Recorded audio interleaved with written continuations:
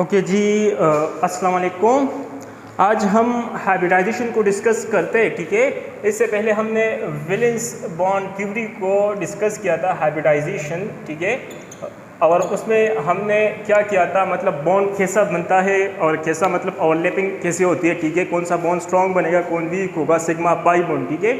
लेकिन यहाँ पर अगर मैं आपसे क्वेश्चन करूँ, मतलब या आपके माइंड में भी आना चाहिए कि व्हाट इज़ द नीड और what is the essence of hybridization. Hybridization की ज़रूरत क्या है, हाइब्रिडाइजेशन को हम क्यों पढ़ते हैं, वाई, ठीक है। आप बस डायरेक्ट किया नहीं कि it is the intermixing of atomic orbital of same और nearly same energy to form new orbital of exactly same energy. No no no, आपसे वहाँ पर ऐसा डिफिनीशन नहीं पूछा जाता, ठीक है। आप मतलब क्या हाइब्रिडाइजेशन के लिए एक्साइटेशन ऑफ इलेक्ट्रॉन की ज़रूरत है? क्या इलेक्ट्रॉन हाइब्रिडाइजेशन में पार्टिसिपेट करते हैं? क्या इनर शेल के ऑर्बिटल हाइब्रिडाइजेशन में पार्टिसिपेट कर सकते हैं? तो अगर आप इन क्वेश्चंस के आंसर नहीं कर सकते तो it's mean hybridization is not just like the definition, it is मतलब आप अंडरस्टैंड करें कि हाइब्रिडाइजेशन है क्या।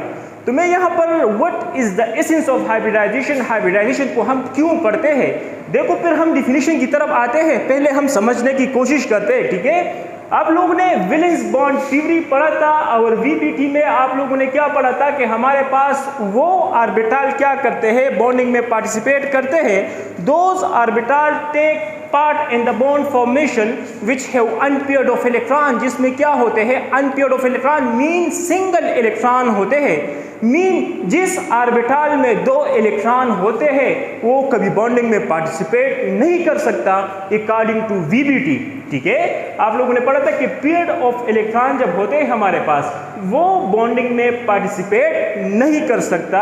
कौन सा ऑर्बिटल करेगा? जिसमें इलेक्ट्रॉन क्या हो, अनपेयर्ड हो। अनपेयर्ड मीन सिंगल इलेक्ट्रॉन हो, तो वो ऑर्बिटल आप लोगों के पास बॉन्डिंग में क्या कर सकता है, पार्टिसिपेट कर सकता है।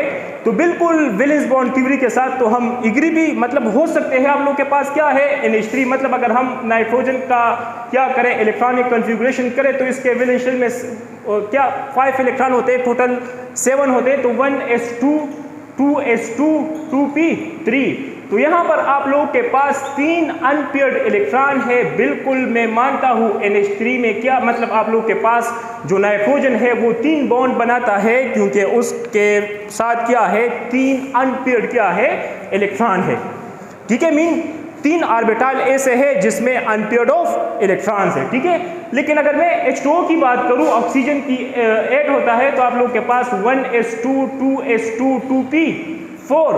तो अगर मैं इसके ऑर्बिटल कन्फिगुरेशन ड्रा करूं तो आप लोगों के पास क्या हो जाएगा, इसमें 2 अनपेयर्ड ऑफ इलेक्ट्रॉन हो जाएंगे। तो बिल्कुल एग्जैक्टली वाटर में आप लोगों के पास क्या होते हैं, 2 बॉन्ड होते हैं, मैं मानता हूं, ठीक है। लेकिन अगर हम क्या करें, अगर हम इसी तरह आ जाए किस पर, बेरिलियम पर, तो बेरिलियम का होता है 4। तो अगर मैं इसका इलेक्ट्रॉनिक कन्फिगुरेशन करूं 1s2 2s2, तो देखो इसका जो ऑर्बिटल है वो कंप्लीटली फिल्ड है।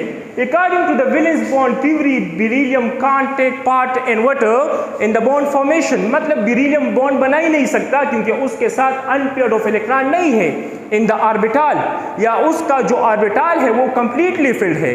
तो उसके अकॉर्डिंग इसके बॉन्ड मतलब 0 होने चाहिए, इसे बॉन्ड नहीं बनाना चाहिए। लेकिन आप लोग जब BH2 पर BeH2 या BeCl2 पढ़ते हो तो वहां पर बेरिलियम क्या करता है, 2 बॉन्ड बनाता है, ठीक है। आप इसी तरह बिल्कुल क्या करते हो, BH3। तो देखो अगर आप बोरान की क्या करते हो, इलेक्ट्रॉनिक कन्फिगुरेशन करते हो तो उसके मतलब एटॉमिक नंबर 5 है 1s2 2s2 2p1। तो उसमें एक इलेक्ट्रॉन अनपेयर्ड होता है। तो according to the valence bond theory आपके पास बोरान को एक बॉन्ड बनाना चाहिए, लेकिन वो बनाता है 3, जिस तरह BF3 है, ठीक है। बिल्कुल इसी तरह हम अगर कार्बन की तरफ आ जाए तो कार्बन में आप लोगों के पास क्या है, इसका एटॉमिक नंबर 6। तो 1s2 2s2 2p2।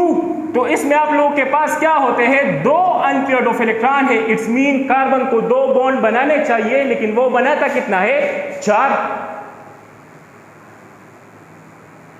अब हम क्या करते हैं, मतलब वीबीटी तो हम फॉलो करते हैं, लेकिन इन कंपाउंड्स के लिए हम क्या करते हैं, वीबीटी को मॉडिफाई करते हैं।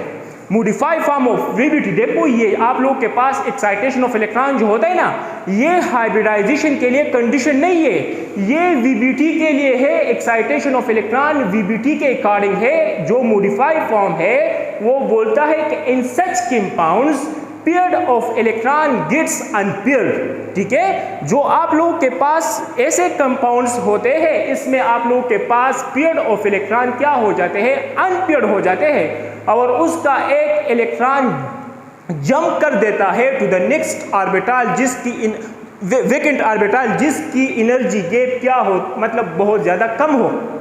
मतलब अगर आप लोगों के पास पेयर्ड ऑफ इलेक्ट्रॉन है तो वो क्या हो जाते हैं, अनपेयर्ड हो जाते हैं, और उसका एक इलेक्ट्रॉन नेक्स्ट वेकेंट ऑर्बिटल में क्या कर देता है, जंप कर देता है, जिसकी वजह से दोनों अनपेयर्ड हो जाते हैं। अब इसके लिए जो ड्राइविंग फोर्स है, ये एक्साइटेशन का रिस्पॉन्सिबल कौन है, तो जो अनपेयर्ड ऑफ इलेक्ट्रॉन आप लोगों के पास होते हैं, जब ये बॉन्ड बनाते हैं तो bond formation is exothermic process, तो यहां पर एनर्जी रिलीज हो जाती है, जिसकी वजह से वो एनर्जी ये पेयर्ड ऑफ इलेक्ट्रॉन गेन करके एक्साइटेड स्टेट में क्या कर देता है, जंप कर देता है। तो यहां पर लिखा गया है कि द ड्राइविंग फोर्स आप लोग के पास for this process is the energy release in the bond formation by unpaired of electron. जब unpaired of electron bond formation में हिस्सा लेते हैं तो वहां पर एनर्जी रिलीज होती है, वो एनर्जी ये इलेक्ट्रॉन क्या करता है, गेन करता है और एक्साइटेड स्टेट में चला जाता है। इसके लिए ड्राइविंग फोर्स है bond formation of unpaired of electrons. ठीक है, तो अब ठीक है, कार्बन का क्या किया, कार्बन का जो एक इलेक्ट्रॉन था उसने जंप किया किस में, यहां पर बना, तो वो जगह दिखाई नहीं दे रहा होता। ठीक है, फिर कैमरे में फिर प्रॉपर जब डिफिनीशन करेंगे तो यहां पर लिखेंगे। ठीक है, इस तरह जाएंगे, लेकिन मैं आपको सिखा रहा हूं कि what is the need of hybridization. ठीक है, अब देखिए आप लोगों के पास कार्बन के इस मतलब 2s2 और 2p2 था। अब इसका एक इलेक्ट्रॉन क्या कर जाएगा, एक्साइट कर जाएगा इसमें।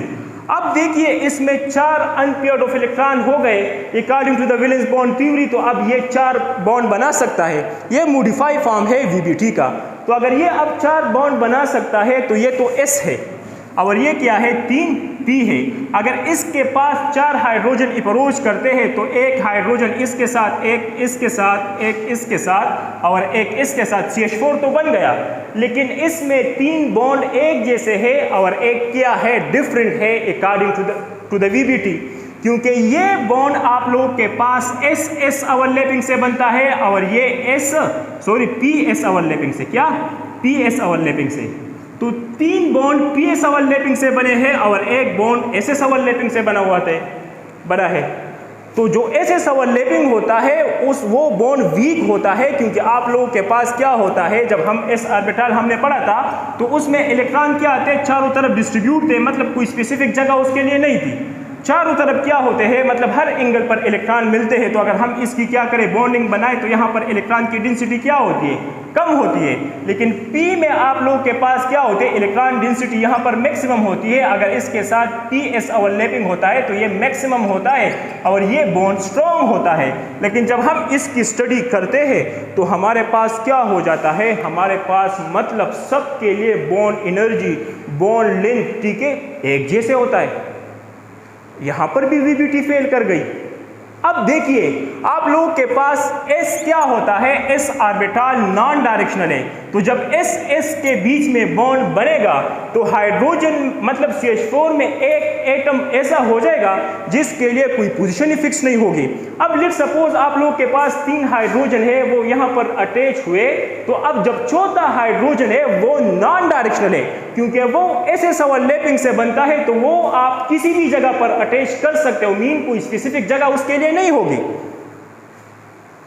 ठीक है, तो आप लोगों के पास यहां पर वीबीटी फेल कर जाता है जी। आप लोगों के पास जब हम BeCl2 के लिए करते हैं तो हमारे पास क्या होता है, मतलब या BH3 के लिए करते हैं तो क्या होता है आप लोगों के पास, मतलब बोरान में, इसको मैं मिटाऊं जी,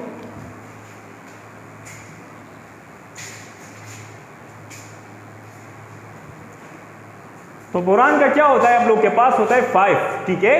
तो ये हो जाएगा 1s2 2s2 2p1। तो इसमें एक अनपेयर्ड ऑफ इलेक्ट्रॉन है, तो ये जब अनपेयर्ड इलेक्ट्रॉन बॉन्ड बनाएगा तो एनर्जी रिलीज करेगा, जिसकी वजह से S का एक इलेक्ट्रॉन क्या हो जाएगा, एक्साइट हो जाएगा।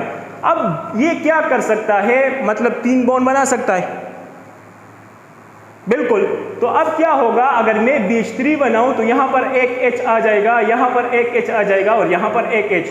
तो यहां पर 2 बॉन्ड किससे बने हैं, आप लोगों के पास PH से और एक बॉन्ड SS से बना है। मीन आप लोगों के पास क्या होगा, जो PH से बॉन्ड बनता है उसका स्ट्रेंथ क्या होता है, मतलब स्ट्रॉन्ग होता है as compare to the SS। लेकिन जब हम तीनों बॉन्ड की स्ट्रेंथ देखते हैं तो एक जैसे होता है, there is no difference between them.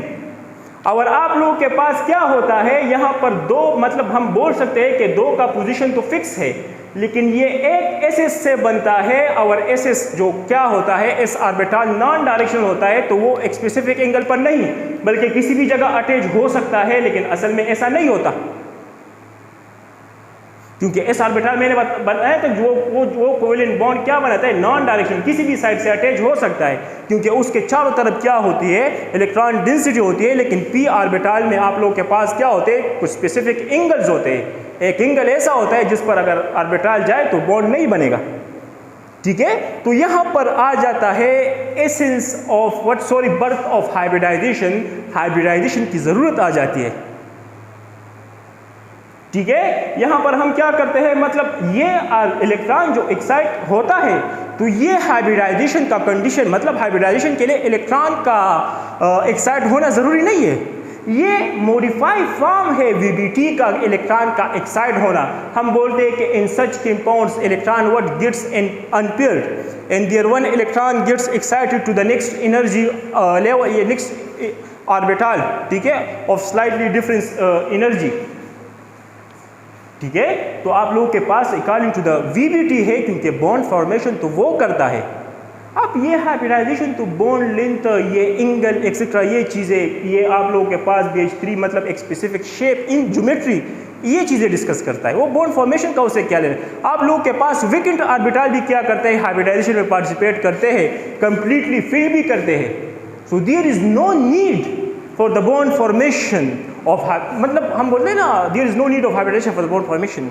कुछ कंपाउंड में हाइब्रिडेशन होगा, कुछ में नहीं होगा, हर एक कंपाउंड में तो पॉसिबल नहीं है। अगर मैं आपसे बोलूं कि अगर मॉलिक्यूल की बात करें HH, तो देखो यहाँ पर बॉन्ड बनता है, लेकिन हाइब्रिडाइजेशन तो यहाँ पर जरूरी नहीं है।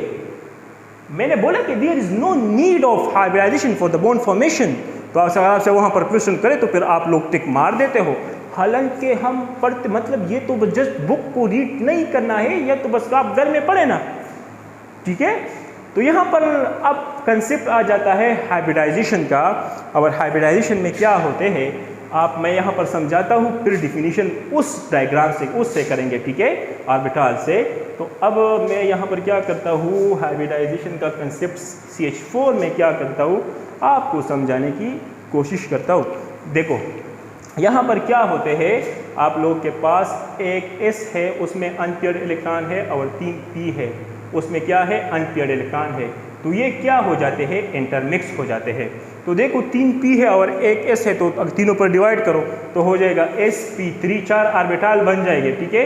यहाँ पर देखो इसकी एनर्जी डिफरेंट है, इसकी एनर्जी डिफरेंट है, थोड़ी बहुत डिफरेंस तो है ना, ठीक है। आप लोग अकॉर्डिंग टू N+L रूल निकाले, थोड़ी बहुत एनर्जी डिफरेंस इसमें होता है, ठीक है। तो अगर ये इंटरमिक्स होते हैं तो आप लोगों के पास 4 ऑर्बिटल बनाते हैं, जो एग्जैक्टली सेम शेप, एनर्जी, सब कुछ उसका क्या होता है, सेम होता है। तो यहाँ पर इलेक्ट्रॉन, यहाँ पर इलेक्ट्रॉन, यहाँ पर इलेक्ट्रॉन, यहाँ पर इलेक्ट्रॉन। तो यहाँ पर आप लोग के पास ये भी sp3 हाइब्रिडाइज है, ये भी sp3 हाइब्रिडाइज है, ये भी sp3 हाइब्रिडाइज है, और ये भी sp3 हाइब्रिडाइज है, इलेक्ट्रॉन नहीं ऑर्बिटल। अब अगर इसके पास 4 हाइड्रोजन आते हैं तो क्या करेगा, आप लोगों के पास, मतलब हम बोल सकते हैं कि चारों का क्या है, बॉन्ड लेंथ, जो स्ट्रेंथ है, एनर्जी है, वो सेम है, क्योंकि ऑर्बिटल क्या है, सेम है, सब के सब sp3 ऑर्बिटल्स है, ठीक है।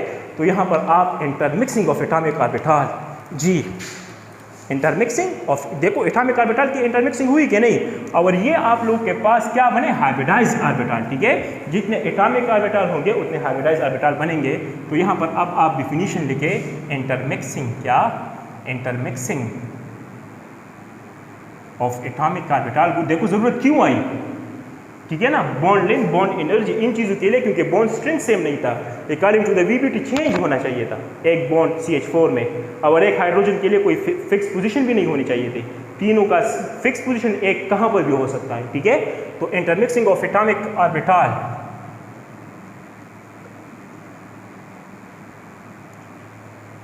of same or nearly same energy to form new orbital of exactly same energy, size shape सब कुछ सेम होगा, ठीक है। इसका what is called hybridisation. Hybridisation से पहले एटॉमिक ऑर्बिटल देखो इसका स्फेरिकल था, ये डम्बल था, लेकिन हाइब्रिडाइजेशन के बाद शेप क्या हो जाएगा, सेम हो जाएगा। एनर्जी में थोड़ा बहुत गैप था तो वो भी ख़त्म हो जाएगा, आप लोग के पास क्या हो जाएगा। और हाइब्रिडाइजेशन एक एक्सोथर्मिक प्रोसेस है। गवर्नमेंट कॉलेज शहर में जब मैं केमिकल इक्विलिब्रियम पढ़ा रहा था तो एक स्टूडेंट ने डायरेक्ट क्वेश्चन किया कि सर हाइब्रिडाइजेशन एंडोथर्मिक है कि एक्सोथर्मिक है। अरे भाई केमिकल इक्विलिब्रियम कैसे क्या लेना देना। तो मैंने बोला अच्छा ठीक है मैं आपके क्वेश्चन का आंसर करता हूँ, एक्सोथर्मिक है, लेकिन क्यों, वाई। तो फिर इसका आंसर उसके साथ नहीं था, क्योंकि इंटरमिक्सिंग में क्या होती है, हमेशा एनर्जी रिलीज होती है जी, ठीक है।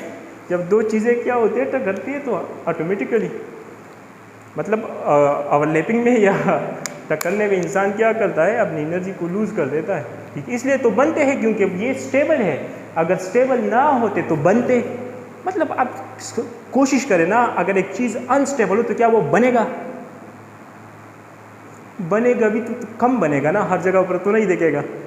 जिस तरह H2 है, एसएस ओवरलैपिंग है, अनस्टेबल होता है, हर जगह पर नहीं मिलता, ओनली H2 के केस में मिल जाता है, ठीक है।